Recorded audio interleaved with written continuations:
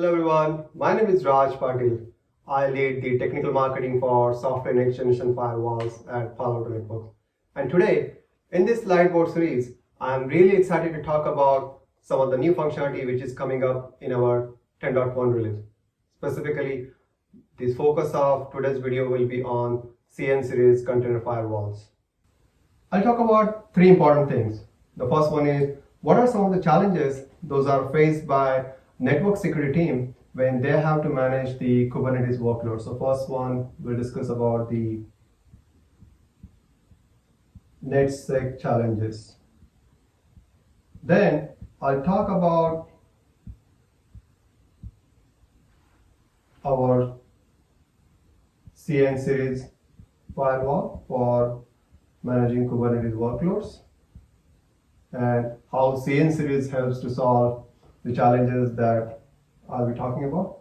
And then finally, we'll look at what are new features or functionality which is coming up in our 10.1 release.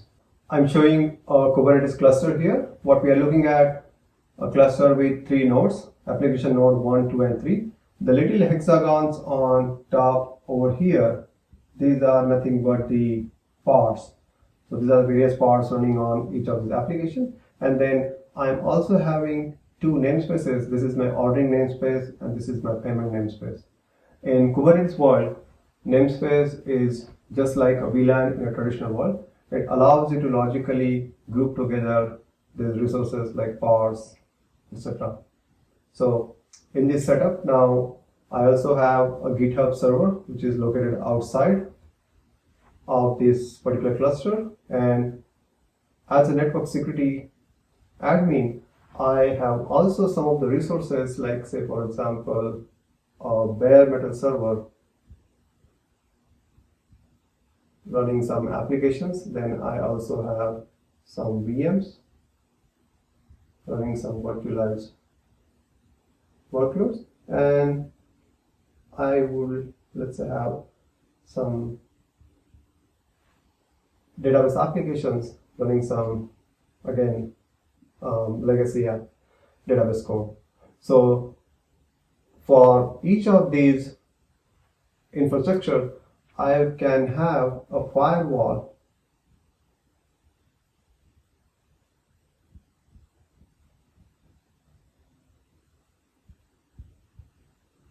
that can help me to secure each of these workloads.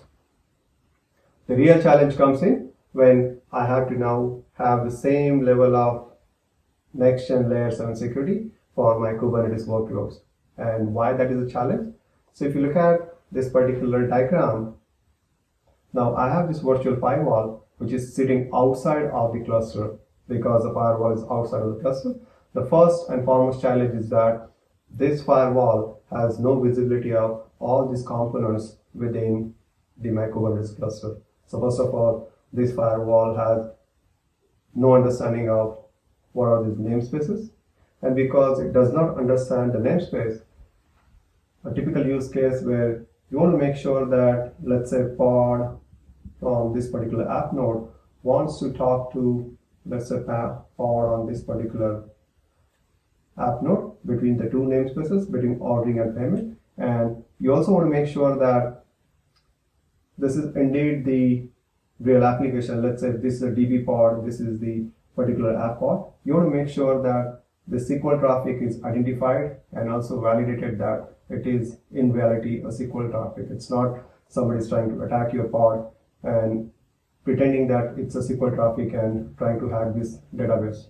So that identifying that application and controlling that, so that is something that this virtual firewall will not be able to achieve.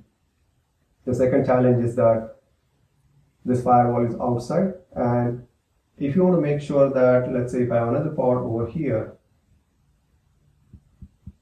and this is my pod, which is, let's say, a Jenkins server. If I want to make sure that from this particular pod, if the traffic is going out, this is the only pod that is allowed to go to a specific GitHub repo. So if a firewall is outside, this firewall will not be able to identify or just have the granular control for a specific pod. And the next challenge is that whenever the traffic is going out of any of these pods, all of these pods, their identity or IP address get translated to the node IP. So irrespective of any traffic coming out, let's say if the traffic is coming from any of the pods running on app node 2, it will always get translated to that specific node IP. So because of that, if the firewall is outside, it will not be able to provide that granular visibility. How do we solve this challenge now? We understood the challenge. How do we make sure that this challenge can be solved? And that's where we created the industry's first CNCF firewall. This is the container firewall that you can deploy just like any other pod in a native Kubernetes fashion, either using YAML files or Helm or Terraform. We allow you to deploy a container firewall inside the Kubernetes cluster. And let me introduce or talk more about how does that scenario works. In our current implementation of 10.0, what we have done, we have created a CNCF firewall. Let's say we took the VMCS firewall and divided into separate pods, small separate pods. A pod for management traffic, what we call the MP pod, and a pod for data plane traffic. So just think about this as a distributed firewall where you have MP pod and then you have a bunch of DP pod. So that's what the implementation in 10.0. And what happens in this particular case is that you get DP pod, which I'm showing here, added as a daemon set on every node. So when we talk about daemon set, what it means that every time application node comes up, this firewall will be created by default. So that's the current implementation of 10.0. That's called the distributed mode.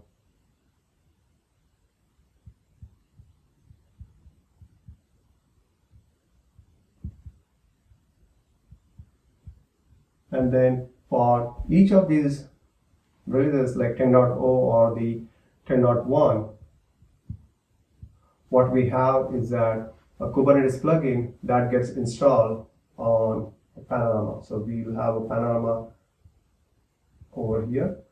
This Panorama can help to manage, of course, all these virtualized, bare metal, and other workloads. So the same Panorama can be used to manage your Kubernetes workload, and on top you will have a K8s plugin. And this plugin will help you to retrieve all the metadata from Kubernetes clusters. So for example, what are the different namespaces, what are the services which are running, what are the applications running, all that metadata can be retrieved, and then customer can create policies based on this address object using dynamic address group or DAGs. So that's the same functionality that we have on VM series can be used on CNCF firewalls. So now let's talk about some of the changes which are coming in 10.1 release. In 10.1, now this distributed mode, we are also supporting an additional mode called cluster mode.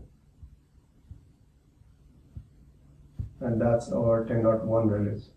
That's the new mode that we are supporting in 10.1. So in case of cluster mode, instead of running the DP pods on every node, we will have a specific node, or let's say this particular node, we call it a security node. So in a security node, you will have group of DP firewalls, and they all are running as a Kubernetes service. So all these firewalls we run as a Kubernetes service.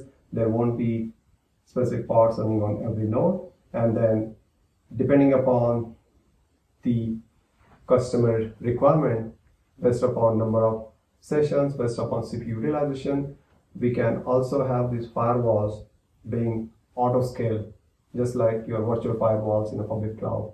So let's talk about why we did with cluster mode and what are the benefits that the cluster mode provides.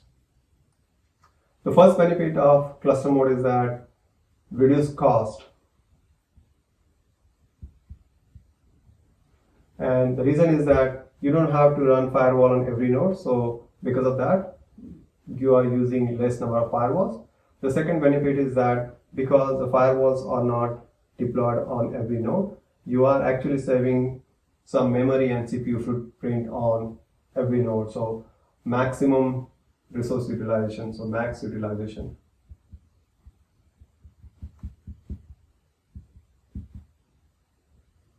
And then the last benefit is that with the 10.1 cluster mode, we can get the benefit of Kubernetes native functionality, what we call HPA or horizontal pod autoscaling. With using HPA, you will be able to scale CN series firewall either up and down based upon various parameters. This could be standard parameters or this could be custom parameters based upon customer requirements. So these are the top three benefits: reduction in cost, maximum utilization of resources, and then ability to auto scale CN series firewalls based upon demand. That was a quick overview of what are new features are coming in 10.1 for CN series. I hope this was useful. Please give it a try on our Quick Lab website. I have a link posted here on the video. So thank you so much for watching.